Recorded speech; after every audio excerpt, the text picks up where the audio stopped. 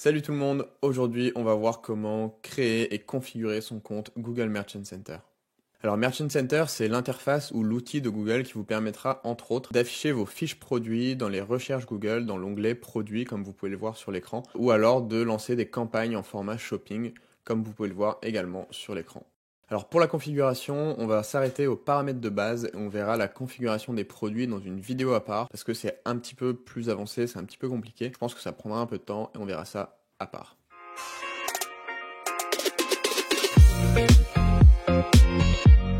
Alors pour ceux qui ne me connaissent pas, je m'appelle Rémi, je suis Account Manager chez Majordome Digital, une agence qui forme et qui accompagne les entreprises sur leurs problématiques de marketing en ligne. Alors petit rappel, on vous conseille de créer votre compte Google Ads auparavant parce que vous allez avoir besoin de lier les deux ensemble, donc Google Ads et Merchant Center, afin de pouvoir lancer une campagne en format Shopping Ads. Aussi, comme toujours, veillez à bien utiliser la même adresse mail pour la création de vos comptes sur les différentes plateformes Google. Ça vous permettra d'avoir une seule et même adresse pour vos différents comptes et de ne pas chercher 30 000 adresses. Alors la première chose à faire, ça va être de se rendre sur votre navigateur web, peu importe lequel, nous on conseille Chrome, c'est celui qu'on utilise le plus. Donc vous vous rendez sur Google Chrome par exemple, vous mettez dans la barre de recherche Google Merchant Center. Ensuite, dans la page de recherche, le premier lien qui va apparaître, ce sera Merchant Center Google for Retail. Donc on va cliquer sur ce lien. Ensuite, ici, on va juste venir cliquer sur se connecter ou commencer, peu importe, ça va nous donner le même résultat. Se connecter à Google Merchant Center. Et voilà, donc on arrive sur la page de configuration du compte, faites la promotion de vos produits gratuitement sur Google. Donc ça, c'est la première fonction dont je vous parlais, afficher vos fiches produits gratuitement. Du coup, les étapes, ça va être de remplir tout ce formulaire. Donc le nom de votre entreprise, moi je vais l'appeler entreprise test, le pays de l'établissement, donc moi dans mon cas ça va être France.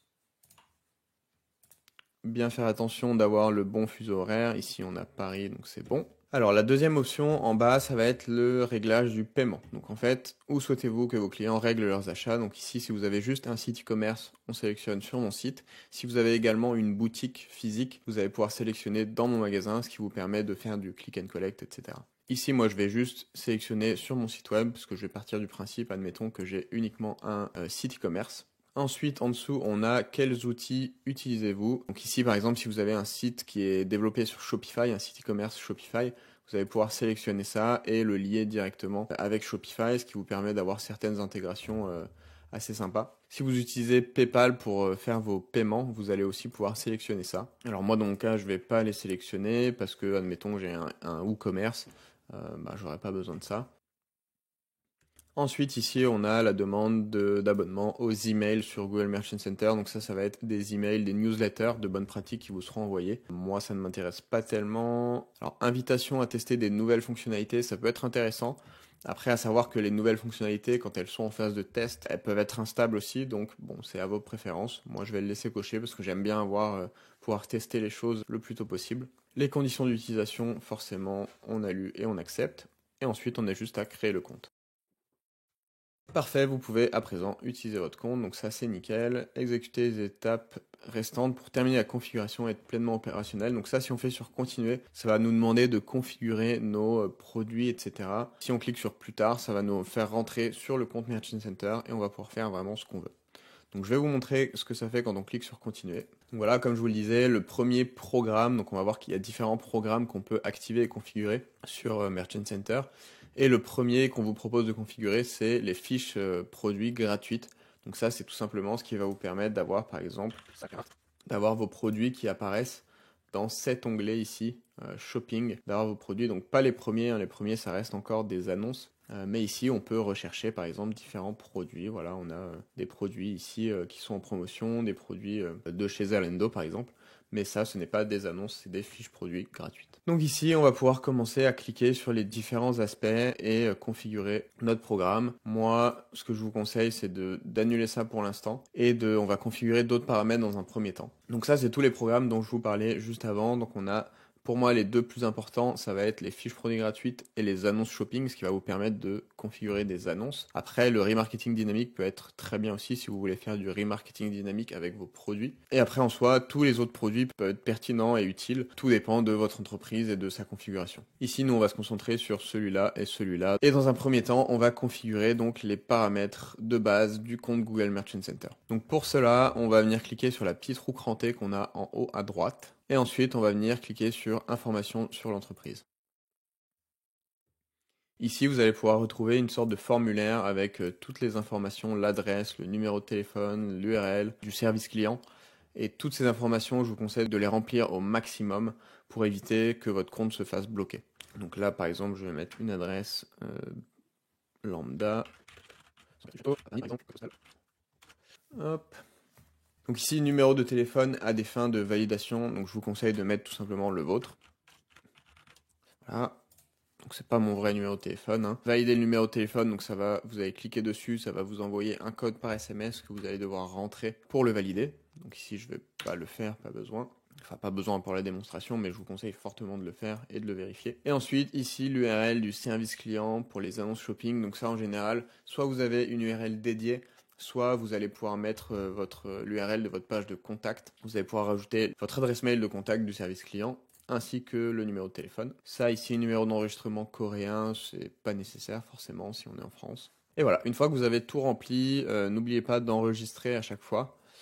Et la première étape est validée. Ensuite, on va venir sur le deuxième onglet ici, site web. Et ici, très important, on va venir rentrer l'URL de notre site web. Donc si par exemple je mets majordomedigital.fr, ici j'ai mon URL, et je clique sur continuer.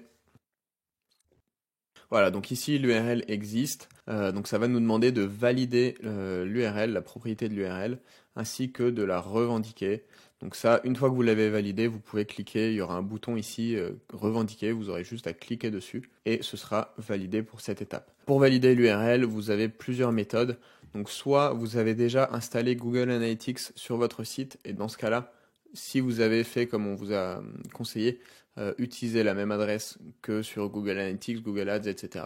Vous allez tout simplement pouvoir valider le site avec Google Analytics et Google va faire le lien en fait entre votre compte Google Analytics et l'URL sur laquelle il est installé et ça va le valider. L'autre méthode, ça va être de valider avec Tag Manager. Donc ici, même chose, si vous avez installé Google Tag Manager sur votre site avec la même adresse mail, enfin que vous avez un accès administrateur en tout cas au conteneur Tag Manager installé, ça va faire le lien entre les deux, ça va le valider. Et sinon, la méthode la plus simple, ça va être d'utiliser une balise HTML. Donc ça, tout simplement, on clique dessus et on a donc cette balise HTML. Donc ici, c'est, comme vous pouvez le voir dans les instructions, c'est un petit morceau de code qu'on va venir copier.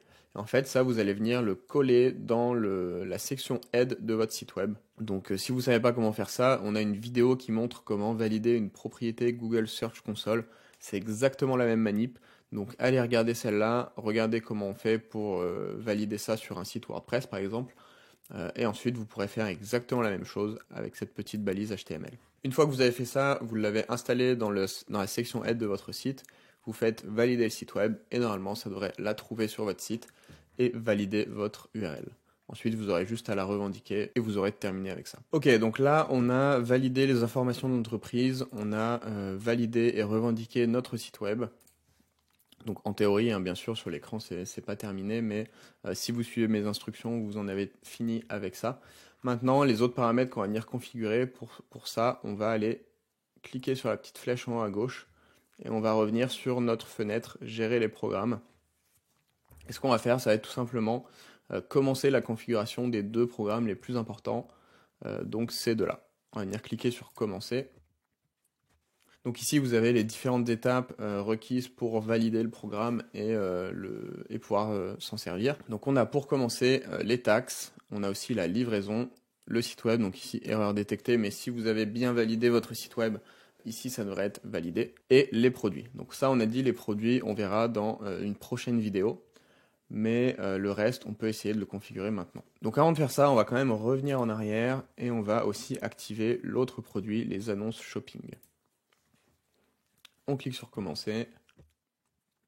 Voilà, ici on voit qu'on a exactement les mêmes paramètres. On en a un qui vient s'ajouter en plus, c'est le compte Google Ads. Donc comme je vous l'avais dit, on va devoir associer le compte Google Ads avec le compte Google Merchant Center. Donc pour régler ces paramètres, c'est très simple. Vous pouvez tout simplement venir cliquer sur les liens, ou alors vous pouvez aussi les retrouver dans les différentes catégories ici. Les taxes pour commencer, en général, ça nous demande de configurer les taxes si on est une entreprise ou une marque aux États-Unis.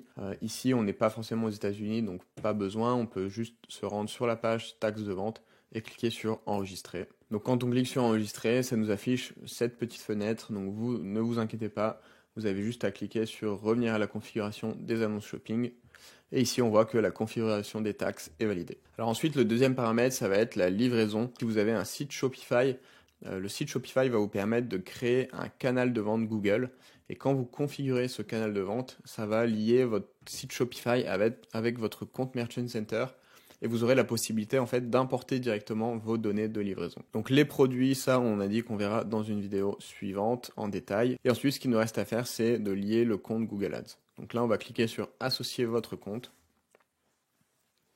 Et si jamais cette page, on peut également la retrouver ici en cliquant sur la roue crantée dans compte associé. Donc ici, on voit que ça nous propose un compte Google Ads d'office. En général, c'est jamais le bon.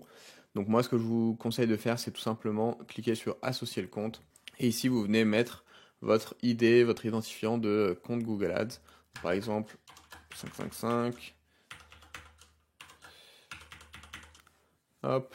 Envoyer une demande. Donc là, je vais pas le faire parce que s'il y a un compte qui a vraiment ce numéro-là, ça va lui envoyer une demande. C'est pas ce qu'on veut, mais quand vous mettez votre identifiant de compte Google Ads, vous faites envoyer la demande et ensuite vous aurez juste à le valider du côté de Google Ads. Ensuite, l'autre compte que vous pouvez associer, c'est le compte Google My Business. Donc vous cliquez sur l'onglet ici, vous faites associer un compte Google My Business. Et si vous avez créé un compte Google My Business avec votre adresse mail, la même que vous avez utilisée pour créer votre compte Google Merchant Center, vous pouvez tout simplement envoyer une invitation à l'email du responsable. Donc moi par exemple, dans mon cas, c'est celle-là. Hop, vous faites envoyer une demande et là ça va demander à la personne de lier le compte Google My Business au compte Merchant Center. Donc cette liaison elle va permettre d'utiliser en fait les fiches locales gratuites ainsi que les annonces produits en magasin. Donc si vous avez envie de mettre en avant des produits que vous vendez vraiment en magasin, vous pourrez faire ceci en liant le Google My Business et le Merchant Center. Alors ensuite, l'autre paramètre qu'on va venir configurer, ça va être le branding. Donc ici, on va voir que si on clique sur la roue crantée, on retrouve les deux programmes qu'on a activés. Et le fait d'avoir activé la configuration des annonces shopping, ça va nous avoir fait apparaître un paramètre ici dans les informations sur l'entreprise. On va venir cliquer dessus. Et on voit ici qu'on a un nouvel onglet qui est apparu. Ici, avant, on avait juste à propos de l'entreprise et site web. Et on a le nouvel onglet, donc branding, qui est apparu. Donc cet onglet, il est très important de bien le remplir, notamment si vous voulez lancer une campagne shopping intelligente. En fait, cette campagne shopping intelligente, elle va venir s'appuyer sur les éléments de cette page pour générer les annonces. Donc c'est très important de bien la remplir. Donc ici, vous voyez, c'est très simple. Vous mettez votre couleur principale, admettons c'est le blanc ou le bleu cyan comme ça. Et par exemple, il me semble que le noir, c'est que du 0, voilà. Et votre deuxième couleur, c'est le noir. Et ensuite, vous avez juste à importer deux logos. Donc ici, bien faire attention de bien respecter les spécificités ici. Donc ici, le logo carré, il faut qu'il fasse 500 pixels par 500 minimum et 2000 par 2000 minimum. Et qu'il soit inférieur à 5 mégabits. Pareil pour le logo rectangulaire, bien faire attention à respecter les dimensions ici, le poids et le format. Et surtout le rapport qui est assez inhabituel, le rapport 2 par 1. On le retrouve très peu, donc faites un logo dans ce format-là et uploadez-le ici. Alors remplir cet onglet ou ne pas le remplir, ça va pas forcément vous bloquer pour lancer des annonces shopping, ça va surtout vous bloquer si vous voulez lancer des annonces shopping intelligentes. Alors une fois qu'on a fait ça, je vais vous montrer rapidement comment configurer un paramètre de livraison. Donc on va venir cliquer sur la roue crantée ici et on va venir paramétrer livraison et retour. Ici on voit qu'on n'en a aucun de paramétré encore, donc on va tout simplement venir cliquer sur le plus ici. Donc ici on voit qu'on est dans l'onglet livraison. On clique sur le plus. Ici on a livraison France par exemple. Donc ici la zone desservie, la France. On sélectionne la bonne devise. Livraison à l'adresse du client. Donc ici par exemple vous pouvez faire livraison Home France par exemple, donc c'est livraison à domicile. On va même mettre à domicile, ce sera mieux. On clique sur suivant. Alors ici, ça nous demande les heures limites pour commander, donc tout simplement pour avoir une idée de combien de temps entre la commande et la livraison, combien de temps il va se passer. Donc ici, par exemple, en général, on retrouve souvent, admettons, 14 heures. Temps de traitement, admettons, ça vous prend 1 à 2 journées pour traiter la commande et la donner au livreur, et que vous faites ça du lundi au samedi, admettons. On va configurer ça comme ça. Après, je vous laisserai configurer par rapport à votre entreprise. Et le délai d'acheminement, ça va être le temps que le transporteur va mettre pour l'amener chez votre client. Donc là, par exemple, 2 à 3 jours sur les jours ouvrés.